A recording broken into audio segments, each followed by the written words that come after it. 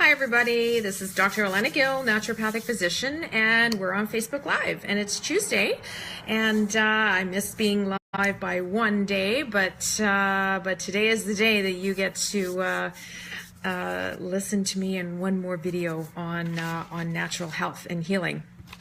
So today's topic is all about the gut, and I try and bring things on, whether it's Facebook Live or on video, of things that actually usually show up in my clinic, and you know, common problems, situations, health conditions, etc.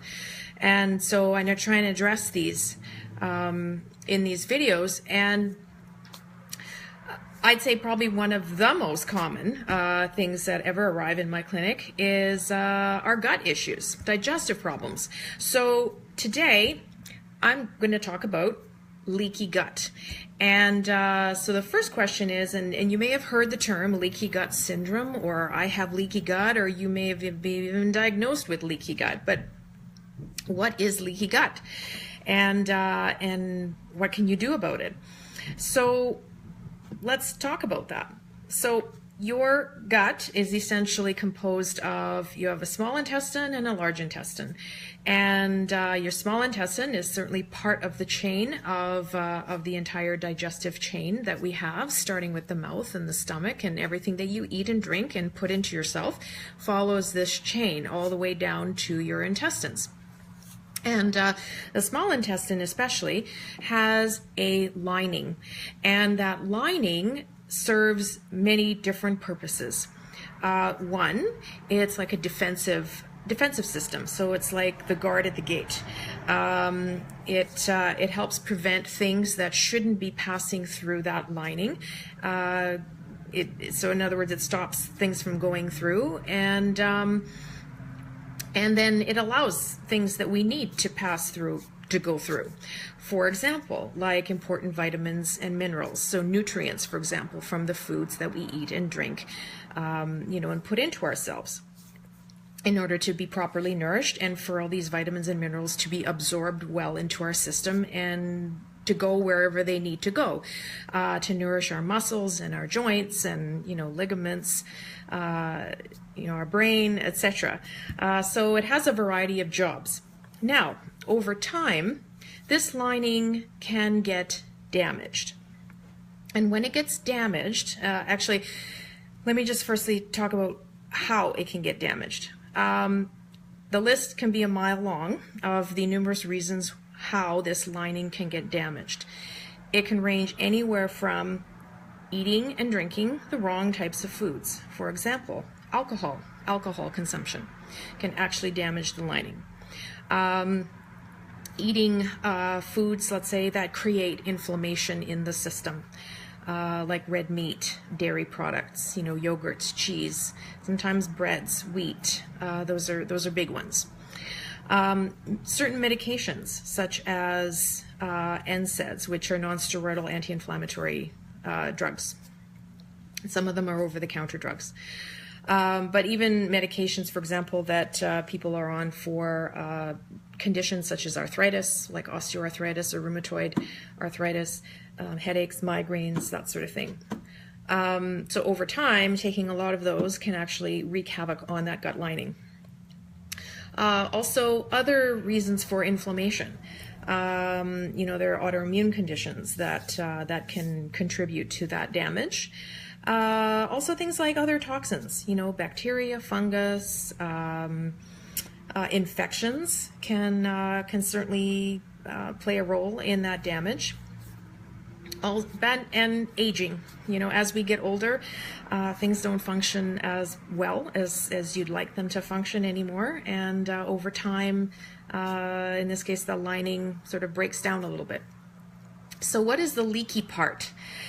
So let's say, for example, you have a number of these contributors to the damage. So what happens is the damage creates holes in this lining. So typically the lining is supposed to be acting as a barrier, okay, to prevent certain things from leaving or entering, okay, so it's very defensive, like a border wall. And but over time, the damage kind of eats away at the lining, and it creates these holes. It's almost like Swiss cheese. And so when these holes occur, then you have substances of various kinds that now are leaking through the lining, and they're not supposed to be. Okay, toxins, certain bacteria, all sorts of things can now permeate that lining and wreak damage on other parts of your body.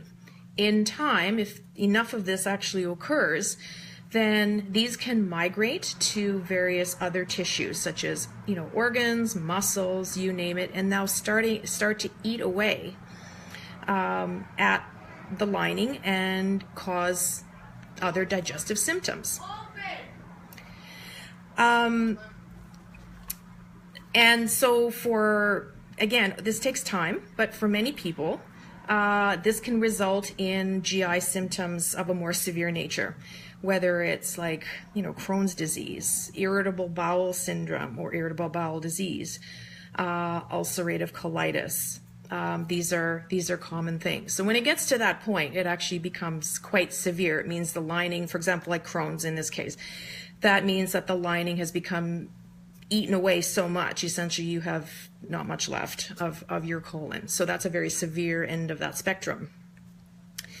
But even a lot of those GI problems all have a very similar core, and that's leaky gut. Okay. And the problem is once it starts, it can't stop. It can be patched up, it can be repaired, but once that process starts and doesn't get acknowledged, it'll just continue and get worse. So some people can experience a wide variety of symptoms, and again, it's just different for everybody, depending on how you live, and like what you eat and drink, and your lifestyle, and etc. But it can range anywhere from bloating symptoms to rashes on the skin, even things like abdominal cramping, and ultimately food sensitivity responses. And that's actually a common thing that I see in the clinic, are food sensitivities. And often I'll work with patients that, we either test for food sensitivities in order to determine the exact details of what you're reacting to, and then two, to help eliminate those very things that are triggering that response. And then number three, ultimately working to repair that lining so that these sort of negatively reacting substances, decrease. So let's decrease let's narrow this down to food for a minute. Some people get leaky gut because of inflammatory foods. I mentioned a few minutes ago, there are certain foods that we eat that actually exacerbate and or create inflammation in the system. One of them is lots of red meat. And why? Because red meat is actually it creates an acid type of state in the blood. So consuming lots of red meat can actually contribute to that. The other thing is dairy products. Now, and I'm mostly relating this to like cow-based dairy, yogurt, cheese, you name it. But what it does, it actually creates a kind of a mucus-like state. And so sometimes people who come in, they'll say, I have not just problems in my GI, but I'll also, like when I cough or when I blow my nose or, I sneeze and it just feels really kind of mucusy, kind of thick and heavy. And those are, again, signals that it may be something that you're eating that's actually causing this response. And so there's the dairy link there. The other thing is breads, usually wheat-based breads, that is. And so wheat as well can also create this inflammatory state in the system. And some people who are already dealing with inflammatory type conditions, whether it's, arthritic issues, rheumatoid especially, other types of autoimmune pain syndromes like fibromyalgia, chronic fatigue, things like that often don't do well on wheat. And for the reason is that it creates that hyper-inflamed state, and also contributes to the hyperpermeability of the gut, which is what leaky gut is. So the good news, what can we do about it? Well, there's actually a lot we can do about it. We can deal with it naturopathically very, very easily. In fact, there are a lot of natural remedies we can use to help with the goals of, first of all, cleaning up what we eat, making changes in that department. That's probably the number one crucial thing. Overhauling your diet, and that sometimes really does include eliminating the things that our heads love. If we love to eat cheese, and cheese is causing may be one of the culprits, then you may have to stop eating cheese, or find other alternatives to things like that, or wheat or alcohol.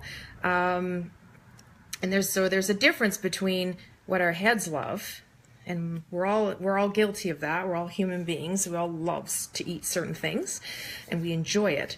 But the problem is that's all, and I call it from the neck up. So we enjoy it here, but from here down, our bodies don't respond positively. And so the challenge often lies is how to come to that reconciliation place. Because the very thing that we love up here is giving us problems down here.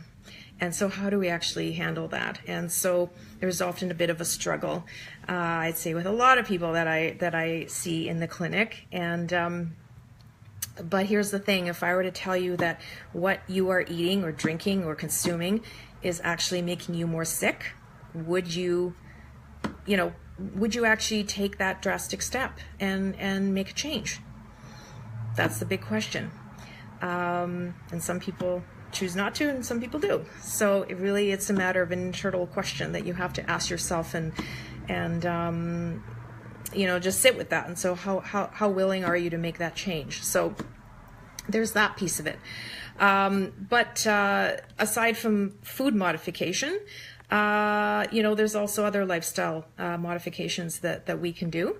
And in addition to testing, and I do that actually quite often in the clinic in order to really determine, what specifically you're sensitive to. Number one is food sensitivity testing. And right now, in fact, what's available in my office is a 250 plus food sensitivity test. It's done in-house. It's not invasive. It's not painful. There's no drawing blood. There's no scratch tests that you hear about. It's none of that. And in 45 minutes, you can at least be able to see what it is that you're reacting to, quite easily.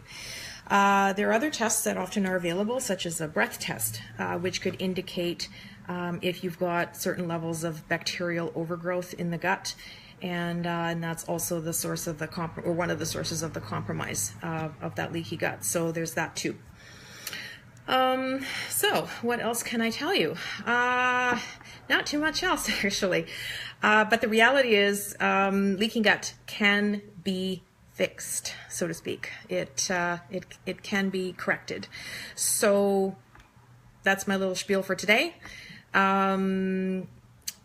You are welcome to book an appointment if you wish. You can call my office at 778-762-3099.